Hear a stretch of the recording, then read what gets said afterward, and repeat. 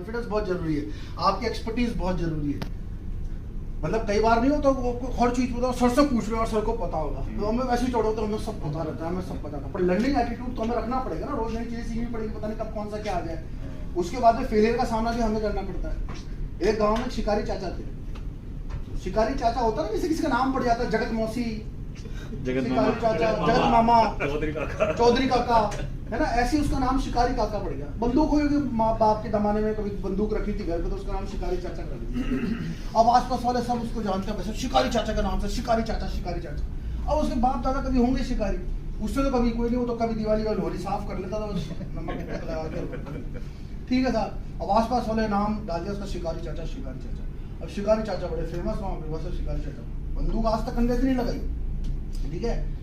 एक दिन आसपास के 8-10 गांवों में कंपटीशन हुआ, क्या, कबूतर मारने का।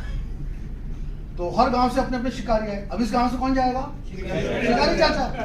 तो सब ने शिकारी चाचा कंपटीशन, शिकारी चाचा के हाथ पांव फूल रहे, ठंडे पसीने, और शिकारी चाचा को उठा के माला वाला पहना के रिबन काट दिया, बोले शिकारी चाचा आपका नाम लिखवा दिया, अपने गांव से शिकारी चाचा है। बचपन से इसको शिकारी चाचा बोल रहा हूँ, सोचो उम्मीदें कितनी होगी उनसे, राइट। अब भाई साहब वहाँ पे मैदान में गए, सब ने अलग अलग गांव से आए थे, एक बंदूक उठाई, फट एक कबूतर नीचे, सारे कबूतर उड़ गए।